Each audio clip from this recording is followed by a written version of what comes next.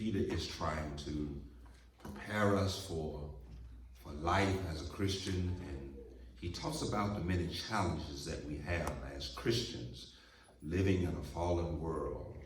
We are in a fallen world, and we have a whole lot of issues we have to deal with.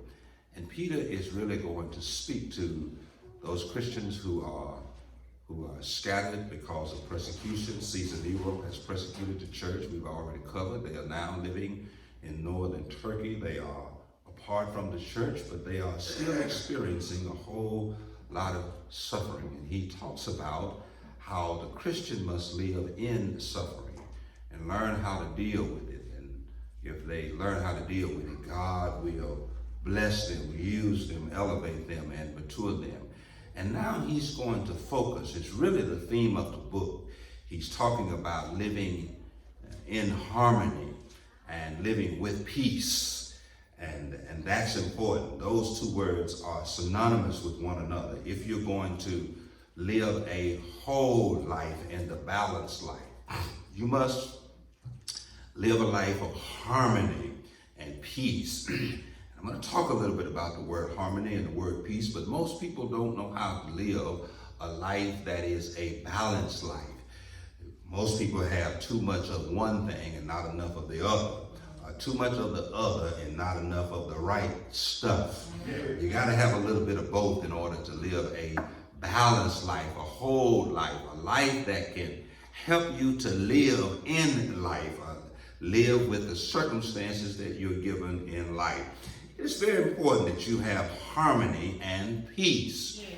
And he's going to talk about that. That's really the theme of the whole book. And one of the things he's going to really discuss with us is that it's always you versus something. Yeah. You versus somebody. Yeah. And so in order to live with harmony and peace, you have to know how to live with the thing that is against you and the people that are against you. You got to learn how to live a life of harmony.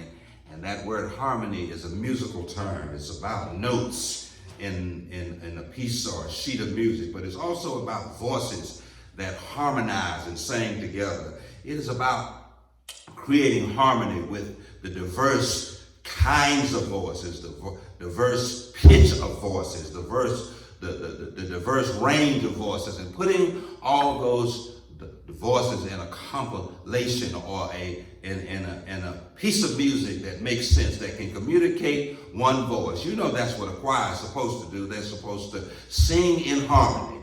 The sopranos, the altos, the baritones, the bass, all of these people, they have a different pitch and tone in their voice. But when they sing in their range, they can make a beautiful piece of music. Yeah. And see, that's what Mozart and Beethoven and all of these composers, that's what they could do really good. They could write this music, and they could put the right note or the right instrument at the right tone and make a piece of music that has fascinated and enriched the whole world. And that's what harmony is about. And then he talks about peace. And my brothers and sisters, if I had time to talk about peace, I'm not talking about peace with God, but the peace of God. And most people don't have peace. And one of the indications that demonstrates you don't have peace is that you're rattled about everything. Yeah. Everything bothers you. Everything unsettles you. Everything that you hear, that you come into, that happens to you, just causes you to become unrattled. Yeah. You don't have any peace. You can't be settled in any circumstance in life. You're always rattled by everything, and anything can cause you to be unsettled. You can't watch the news. You can't hear news. You can't be told any news. And if anything happens to you unexpected or unplanned, you fall apart. Yeah. That's a good indication that you don't have peace. And what Peter is going to say, that if you're going to have a balanced life, you have to have a life that is defined by harmony. You have to learn how to make all things work together so that it can produce something that has one voice, but something that is beautiful, something that edifies God and glorifies God and it also edifies people. Most of us don't understand that we are the music that people listen to. If you really want to understand what Peter's saying, he's saying when people go through trials and tribulations, when people face difficulties, they want to hear some good music that inspires them, that motivates them. And if they look at your life, and your life is defined by harmony and peace, they can glean some inspiration. They can glean an example. They can really look at your life and see that you know how to live a life of harmony and peace in a crazy world. A world that's broken. A world that will break you. A world that will have you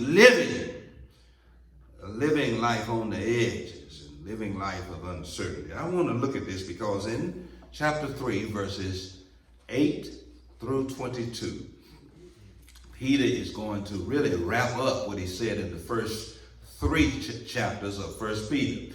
He's really talking to all of the groups and all of the issues that he has already covered. Because what he's going to say is finally. He's going to sum up the book. He's going to sum up his conclusion. He's already laid out his argument, his proposition, and now he's going to sum up what he wants to say to the groups or to the individuals or to the situations that these people face. He's going to say, finally.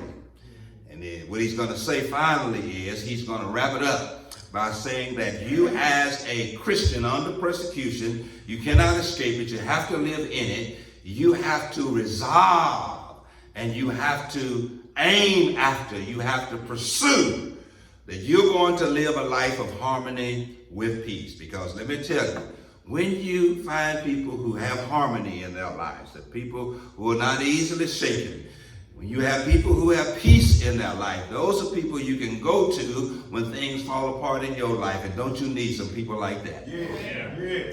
People that don't panic when you panic. One of the things about the movie Titanic that I loved, when the Titanic was sinking, I know it might have been a dramatization of what really happened. There was a group of musicians who got on the deck of the ship when the ship was sinking, and they started playing music. They stayed calm in the middle of a crisis. They were able to create harmony and to look like, even though they felt like panicking on the outside, they held it together so that people could be calm in the middle of a crisis. When your life is a life of harmony, in other words, people see you going through a lot of different things at a lot of different times, and your life faces uncertainty, and they see you handling all of it like a Christian. And then when they see peace in the midst of your storm, boy, that's inspiring. When they can see you hold it together. When the most difficult sets of circumstances come up in your life.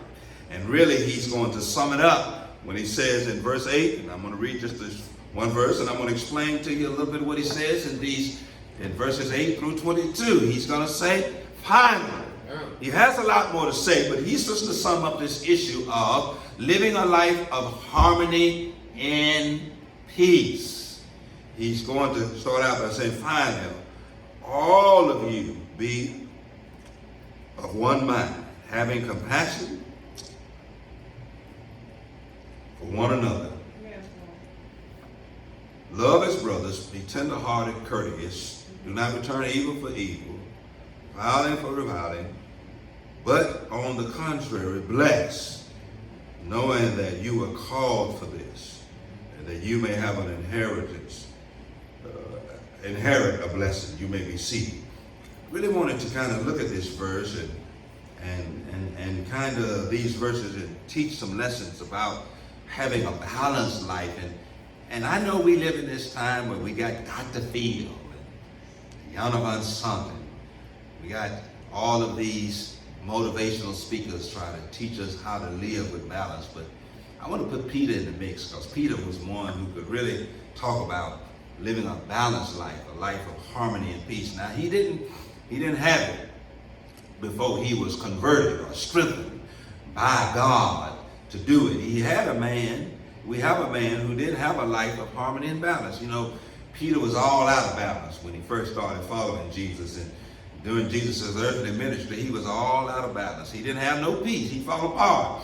You got to know who it is that's speaking. It's Peter, who didn't have any balance. He really didn't fit in with all of the 12. Didn't fit in with Jesus sometimes. He played the wrong note. He sung too high, and sometimes he was too low. He was too high when he speak up out of turn, but he was too low when that girl asked him, well, you one of Jesus' disciples. He was too low. He wouldn't say nothing. He whispered and said, I'm not one of his disciples. You know, he was sometimes too high and other times too low. He was too high when it came to cutting off the high priest's servant's ear, too low when he was asked whether he was with Jesus, and he couldn't even own Jesus in the presence of a little girl, but acted like he had courageous courage in the garden when they were about to arrest Jesus. He just didn't have a life of harmony. He just didn't have a life of peace. He was just off balance. But after Jesus said to him, listen, the devil wants to sift you like wheat, but there's going to come a time where God is going to fine-tune you. And God's going to get you tuned up, and you're going to be a great demonstration of harmony and peace. And Peter finally got there. He got to where he had a life of harmony and peace. And now he's going to write to some believers. He's going to try to tell them about his experience. And let me tell you, Peter does an excellent job in 1st and 2nd Peter because he's going to really glean from his own experience. He is the one who walked with Jesus. He is the one who faced difficulties. He's not a person that cannot speak based on his own experience. And my brothers and sisters, it really says to us that you can make mistakes. You can have some failures and difficulties, but you still can recover. Don't ever think because you make mistakes, you have setbacks and difficulties and disappointments that you cannot recover. Always, I need to go ahead and tell you, I'm going to borrow this from the prosperity gospel. Always be ready for a comeback. Always be ready for a come up. Because sometimes God has to work on you and in you and through you so that he can get you ready for a comeback. I'm not talking about just a financial or a business or an opportunity, but I'm talking about a spiritual comeback. Because Peter is a demonstration of a spiritual comeback when he had so many setbacks during the life and the ministry of Jesus Christ. But thank God for Acts chapter 2, he had a comeback. And he had a come up. I'm telling you, it's not too late. You make mistakes in life. But don't give up. So I want to look at this because I'm telling you, I learned so much just reading and preaching these verses in 1 Peter. I mean, it's some verses in here that's often quoted, but we hear them quoted, but we don't know where they are in the Bible. It is some significant verses. Some of my favorite verses is in this chapter, in these verses. Listen, one of my favorite books in Psalms is quoted by Peter. One of my favorite verses, you hear me quoted a lot. The eyes of the Lord are on the righteous. His ears are forever listening for their cry. And the face of the Lord is against the wicked. And Peter quotes Psalms 34 in these verses. If you look at verse 10, that is a quote from Psalms 34, and Peter quotes it. And so Peter uses the scripture to inspire his readers. And in Psalms 34, and I just need to pause right here and tell you, don't read the 3rd chapter of Peter, of 1 Peter and 8 through 22 without reading Psalms 34, because Psalm 34 says something that is absolutely amazing. You got to read it in its context, and you have to start from the beginning, because here David writes this particular Psalms, and he writes it at a difficult time in his life. He writes it when he's on the run. He had just played music for Saul. He was trying to soothe the soul of Saul. But Saul was envious of David. And so he threw a spear at David. And David is now on the run when he writes Psalms 34. And he's pretending to be crazy because he is among the king. And now he's acting like a crazy man to try to save him and his men, because he's a wanted man. He's a man on the run. He is running from Saul. And after he concludes his escape, he sits down and he writes this song. But listen, if you read the 10th verse of the 3rd chapter, 1 Peter, you'll miss the context of what David says and what Peter is trying to communicate, because he starts out in Psalms 34 by saying, I will bless the Lord at all times, and his praises shall continuously be in my mouth. Now that's living a life of harmony and peace, because David was a man on the run. David was a wanted man. David was a sought man. And many scholars believe not only did he write this when he was on the run, but also part of this psalm is when Saul was in the cave. He was sitting down using the bathroom, and David was in that same cave, and this could have killed him, but what he did was he cut off a piece of his robe. He didn't take his life, and David's men were mad at David because he did not render evil for evil. He did not take advantage of the opportunity to get Saul when he could. Because what David says, listen, Saul is the anointed one of God. I'm not going to put my hands on him. I'm going to let God handle this. And he told Saul, I could have killed you, but I didn't. And I wouldn't, because you belong to God.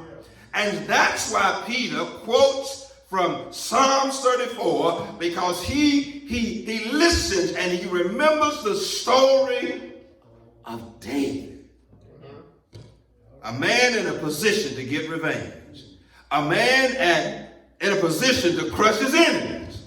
A man in a position to complain. A man in a position to get the upper hand. But he didn't. And so Peter quotes from this Psalms. He says, I will bless the Lord at all times, and his praises shall continuously be in my mouth. And I want to quote one more of these little verses that is mentioned in Psalms 34, because Peter quotes from it, and that's Psalms 34, verse 19. Many are the afflictions of the righteous. You got to get that, man. Listen, you got to know when to shout. And that's what David said, because he was running from Saul. He was on the run before King Abimelech, and he was having to act insane, act crazy. And he had just not taken advantage of an opportunity to kill his enemies. And David is in a tough situation, and he says, many are the afflictions of the righteous. But don't quit reading there, because he says, but the Lord will deliver him out of them. Do I have any witnesses in here? You face some afflictions, you face some trials and some tribulations in life, but the truth is, somebody in here can testify, you've had many afflictions in life, but God has delivered you from them, from all. And you said, Pastor, how do you know? I'm looking at you. And I'm looking at some folk who have been through many afflictions, many disappointments, many setbacks, but the truth of the matter is God has delivered you from them.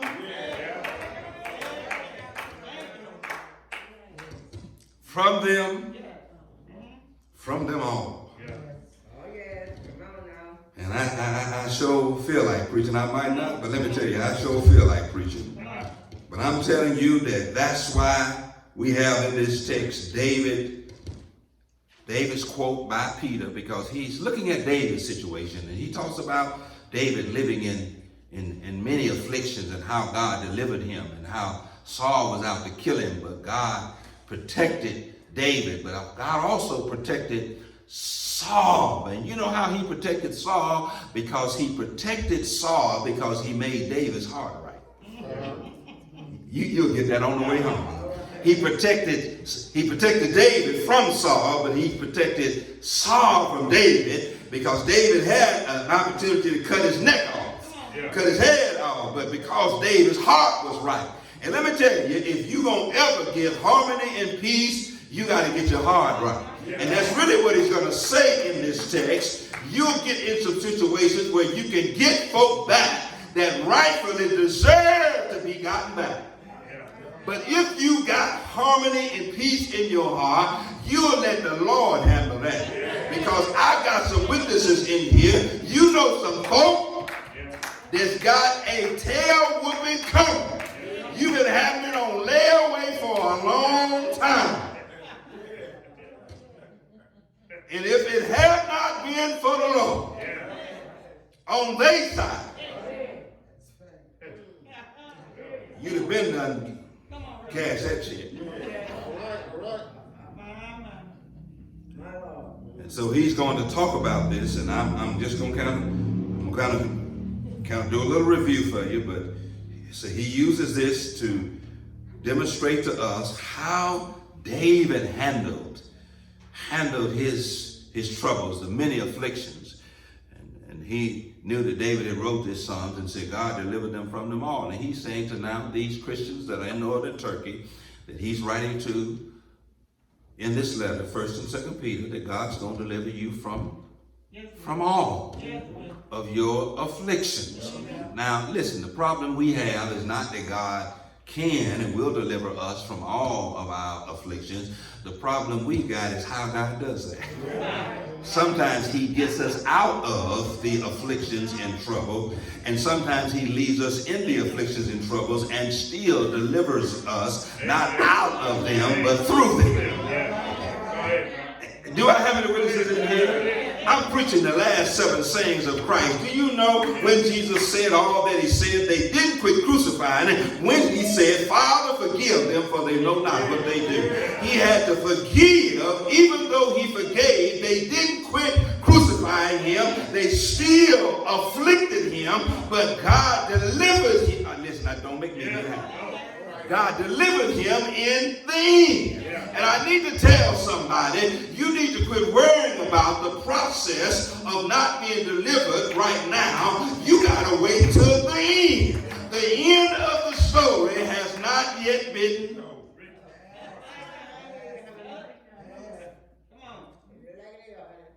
But I'm a Gunsmoke fan. I love Matt Dillon. And every episode of Gunsmoke, Matt Dillon finds himself in a tough situation. It looks like, and listen, I don't know how many times Matt Dillon done got shot in a gunfight. But by the end of the show, Matt Dillon always, but it looks like Matt always got a bounty on his head. A gunfighter is coming into town to fight the great Matt Dillon of Dodge City. And it looks like it's over for Matt. But by the end of the show, when the credits, right before the credits start rolling, Matt Dillon's standing. Victorious. Ready to fight on another episode. That's what Peter's trying to tell him. It might not look like you winning, and you might be in a lose-lose situation from your perspective, but God is standing from heaven, and he's already decided he's going to deliver you, if not out of the afflictions, he's going to deliver you through. Let me give you this, and I'm finished. He says, live in harmony and peace in your suffering. That's what he says, and that's what he means when he says finally. Because the first thing he started talking about in this book is suffering, how to live in suffering. And what Peter is saying in this particular conclusion, he says, live in harmony and peace in your suffering. In other words, you got to know how to let it all work itself out. And I really wish I had time, and I really don't want to be Dr. Phil, but I need to tell somebody in here, sometimes you got to let stuff be worked out instead of you trying to figure it out.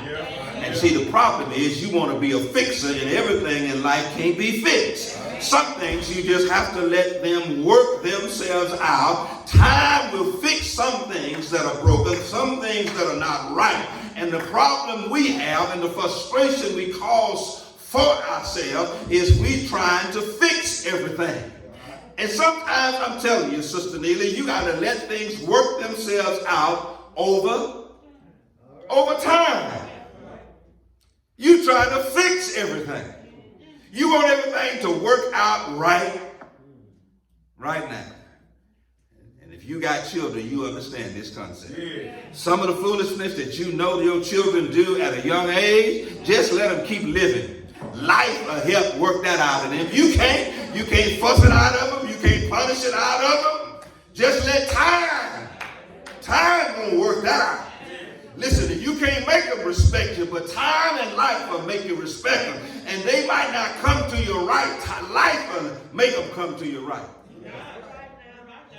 Let suffering create harmony and create peace. And so he says, live in harmony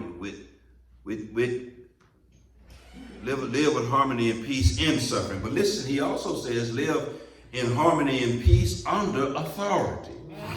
Now, I don't really want to talk about this. I don't want to disturb you, and I don't want to get too political because I'm a political conservative. But let me tell you, it is the authority, governmental authority. When you work in an establishment and you're an employee, that's under authority. And he says in this book that you have to learn how to live in harmony and peace under authority. Now, it is nothing wrong with passive resistance. And that is when things are not right for you to protest and to have the right to air your grievances. There's nothing wrong with protesting injustice, but you cannot be in direct conflict with the authority we're supposed to live under as Christians. And we're supposed to live at peace and in harmony with authority and governmental authority. We ain't supposed to be rioting, tearing up personal and private property. We're not supposed to be out to kill and harm the police, and we're not supposed to be out to try to undermine the political authority that we're under. Peter says we ought to live under authority with peace and harmony. We might not like the people who are in political power and who hold political positions, but we can't be insurrectionists like Barabbas. We can't be insurrectionists that tries to overthrow the government. And I'm really disturbed about all the people who say that America is a terrible place. The ships and cruises, airlines, and railways go back to Africa every day. If it's so bad, leave. America is the greatest country on the face of the earth. It is the greatest country in the history of the world. She might have her ills, she might have her problems, but God bless America. Land that I love. Listen, we're supposed to live in harmony and peace under authority, governmental authority, the authority that has been charged to protect and to punish evildoers so that we can live in peace, live in harmony and peace with the government. That's why I can't protest with some of the people who want to protest about certain things. I'm not going to go down and disrupt any traffic. I'm not going to go down and be so defiant to get up in the mayor's face, the board of aldermen. I'm not going to do any of that. I'm going to live in harmony and peace. And when I think injustice has been done, I'm going to speak up.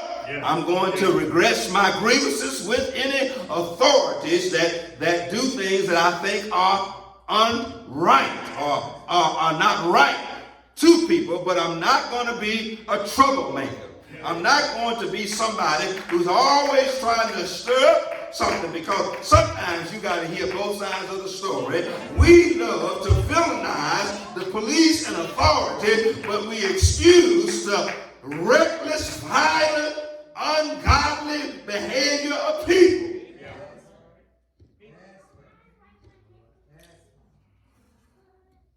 Sidebar. If you can't define what a woman is, you don't need to be on the Supreme Court. That's all I'm going to say about that. But if she gets on there, I'm going to respect. But some things is just common sense. Live in harmony and peace under authority. And we got to teach our young people that concept. You can't go out here acting like you bad. And they can't nobody tell you nothing. Then he says, live in harmony and peace with your spouse. I talked about this last week, and some folk, you got to realize what he says in this text: live in harmony and with peace with your spouse. Whoever you choose to marry, y'all ought to have at least a reasonable relationship where he comes home to a peaceful home. You come home to a peaceful home. It's peace when he gets there. It's peace when he lives. And harmony means you got to learn how to work together. If you disagree every day about everything, it ain't going to be no harmony. And listen, I love one commentator that says, Brother Butch, sometimes in order to have harmony, somebody got to shut up. You're never going to have harmony if both people are always arguing, talking. Somebody's got to shut up. And the person that shut up ain't the least, but they're probably the better. They're not the most unintelligent or the least intelligent. They're probably the most intelligent, because sometimes when you shut up, what you prove is you can't tell a fool nothing. And sometimes in order to have harmony, somebody's got to just shut up. I can help give you a phrase to help you shut up. Just say whatever. And then when it don't work out and they didn't listen to you, don't rub it in their face. I'm going to help you out again. Just say, mm-hmm. I'm just trying to tell you how to have some harmony. But see, people try to create harmony by being right. And couples try to create harmony. You argue, you reach an impasse. And as Bernie Mac said, when you come down the room, and the room ain't but that narrow, you try to avoid the person. Because you don't have any harmony. Let me throw this in since it's biblical.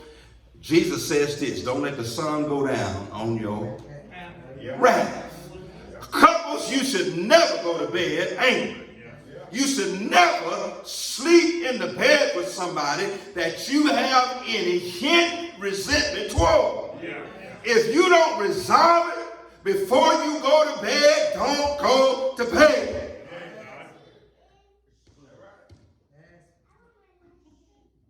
And you need to let the place where you sleep be a no drama zone, a no serious conversation zone, where we're not going to talk about serious issues. That was one of the purposes of the dinner table, but we ain't got that no more. That we would sit down at dinner and we would talk about the day, the children, the family, the bill, but now we reserve that for the bedroom. And we mess up having peace and harmony. Because I guarantee you, fellas, and I'm going to move on, how her day go going to depend on how your night goes. If her day is full of drama, your night going to be full of drama. I'm going to leave that alone. I'm trying to tell you how to have harmony. Don't let the sun go down. You go to bed mad, you wake up mad, and she she burned the eggs. And then you start complaining the coffee ain't hot. Harmony. And listen, I'm telling you, this is in the Bible too. I want to move on from here. Listen, hell has no fury like a scorned woman. And it's one of the verses in Proverbs. And this, I want you to listen to this one. I taught it when I taught the book of Proverbs. It says, it's better to live in a house with a leaky roof than to dwell in a house with an angry woman. Do I have any witnesses in here? It's better to live in a house with a leaky roof than to dwell in a house with an angry, unhappy, unsatisfied woman. If you think that leak will drive you crazy, disrupt the comfort and the peace of your life, live in a house with an angry, unhappy.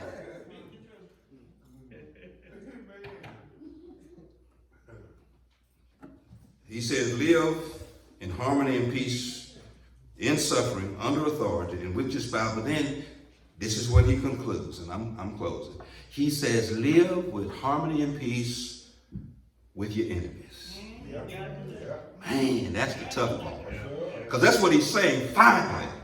Because he's already concluded that they have enemies. They will have enemies that will oppose them, that will be individuals. But they have enemies that will oppose them, that will be unforeseen circumstances, problems they didn't cause and didn't invite. And he says you have to live with your enemies in harmony, in peace. I really don't have time. I really don't have time to kind of go through this list he gives. But, you know, he talks about being of one mind. You can't. And this is your enemies. This is people that don't like you. Now, listen, I know some of us have to work with people that don't like us. And if the truth be told, if we wasn't saved, we wouldn't like them.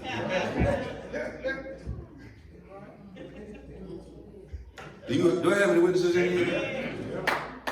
But you have to be of one mind even with people that don't like you, that you have to work with. And listen, I need to go ahead and differentiate between working with somebody and being friends with somebody. It don't mean because we working together, we friends. We're not friends, we're co-workers, and we are working to get this task done. Now, don't think we're going out for coffee or dinner after work is over. Because I cannot pick my neighbors, but I can pick my friends. And sometimes you have to learn to work with uncooperative people.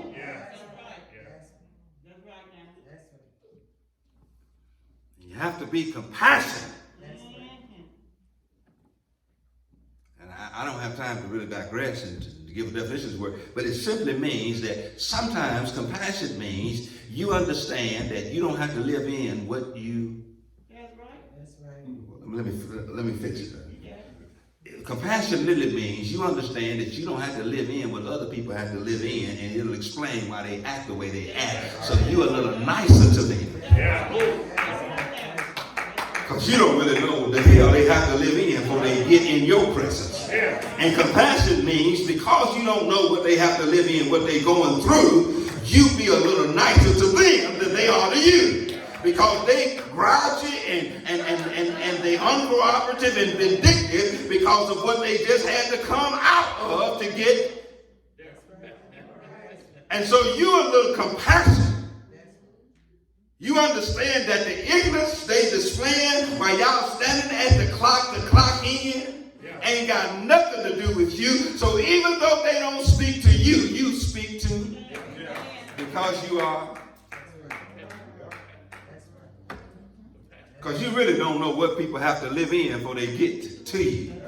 And what they're going through. And then he says, love as brothers. And that's simply because we're brothers and sisters in Christ. That's a term that talks about the spiritual, not biological relationship as brothers and sisters, but the spiritual relationship. We're all brothers and sisters. And to be tender-hearted is to be sensitive toward other people's needs. And I don't even want to talk about these last three, but to be courteous. Yeah. Jesus. To be kind. I was the host last night. Now, people don't know what that means. No. I mean, I am standing here trying to be nice. Good speak. My friend, I ain't gonna call his name, good friends of mine, and we were in the grocery store and we spoke to this young lady. We said, "Good morning, how are you?" And she held her nose up and didn't speak and act like we wasn't even standing there. And his remark was, "You better hope when we leave this store and we ain't going in the same direction, you don't have a flag. Because I'm gonna drive on." You know why you need to be courteous and kind to people? Because you never know when you might need it. You never know when your situation might change. To be kind to people and to be courteous. Courteous is showing people the least amount of kindness. You don't have to be overly friendly, but at least be friendly. You don't have to flatter them, compliment them, over-ingratiate them with, but the least amount. What it means to be courteous, at least speak. At least try to say something kind. It's the euphemism, and it's true. If you can't say nothing good, don't say nothing.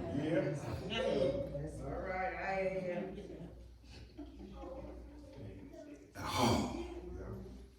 And then don't do this and return evil for evil. We got to get that. And don't return.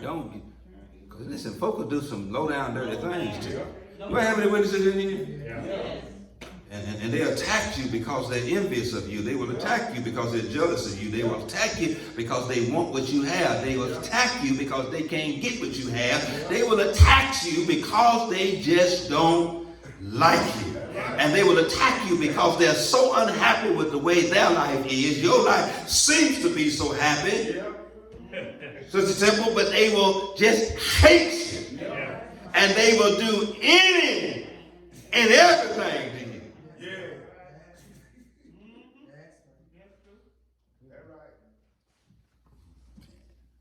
And that's why that Psalms 34 is so important. Because you remember what happened when David was playing that music in Saul's palace and Saul threw a spear at him to kill him. And now Saul is in a cave using the bathroom. He's in a vulnerable position. And David is hiding in the cave. Saul doesn't know he's there. And David can now take his revenge. But he doesn't. You know, he puts his sword back and after he cuts a piece of his robe and lets Saul leave the cave, and then he runs behind and said, Saul and said, "Fella, I could have took you out back yonder. But I understand who you belong to. And I understand what his role is, and his role is not my role.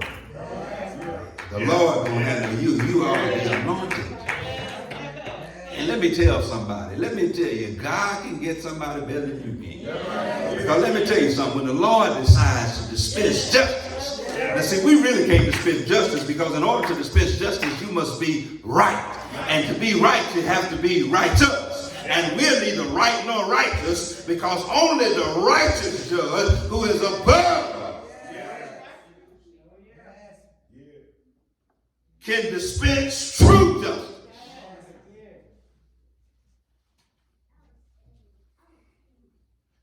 You remember Saul did eventually die. Wanted to be killed. And you got to, don't, and then this other thing, one is about evil for evil, the other is about revenge.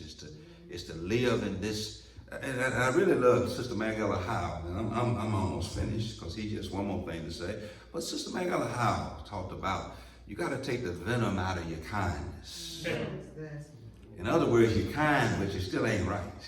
You ain't doing it for the right reason. You speak to folk, and you speak so hard because you really don't want to speak. You got so much venom in your good morning.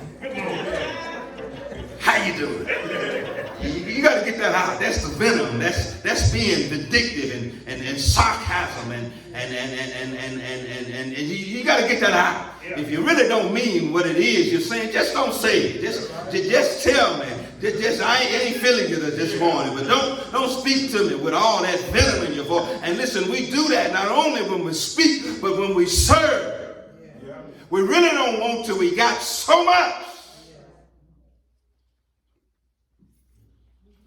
Then let me close, because he says one more thing, and this is really how he concludes, because he talks about in verse 18, for Christ also suffered. You see that? But it's one word in there you have to really notice. Christ also suffered once. He ain't gonna have to suffer for those sins and like that anymore. Christ suffered. And listen, let me tell you, because Christ suffered, we are going to suffer. I'm closing because I want to give you what I learned from Skip Heigl on his commentary on this particular verses. He says it's interesting that when Jesus was being tried and unfairly treated and suffered, Peter was there, because when Jesus was being tried, there were two disciples there. We know that was Peter and John, but we know that Peter eventually left. Peter did not get to see Jesus crucified. The only disciple that was there when Jesus was crucified was John. Peter wasn't there. Peter didn't get to see him hanging on the cross, but Peter did get to see him from Thursday to Friday.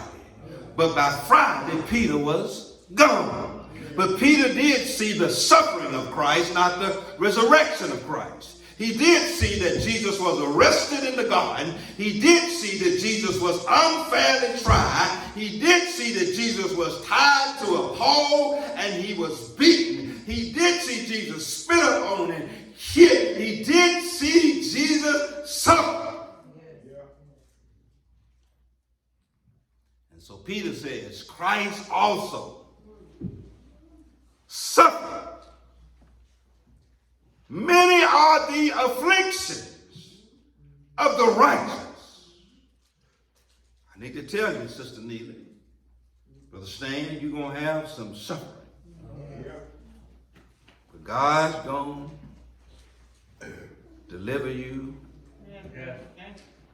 out. Out is a good word. Out of them all. That's why you got to be careful what you pray. Because sometimes out means out of here. But here gets you out. See, I don't need be praying for how God do it, just that he do something. Sometimes when I pray, I'm like Peter. I don't know how you're going to do it, but save me. I don't know whether you're going to disappear and get us back on the boat. I don't know if you're going to stop the storm while I'm sinking, but however you do it, save me. But what Jesus did when Peter said, save me, Jesus didn't stop the storm. The storm didn't stop till they got back on the boat. And Jesus didn't keep him from sinking, but he didn't drown. I wish I had witnesses in here. He got him out of the situation. And Jesus didn't leave him out there by himself. When Peter said, save me, Jesus was with him in the storm, on the water. And what Jesus did was simply reach down. And he didn't let him sink, he didn't let him drown. And somebody in here, you're drowning, but I come to tell you, you ain't going to sink. Listen, the storm ain't going to stop until Jesus gets you back in.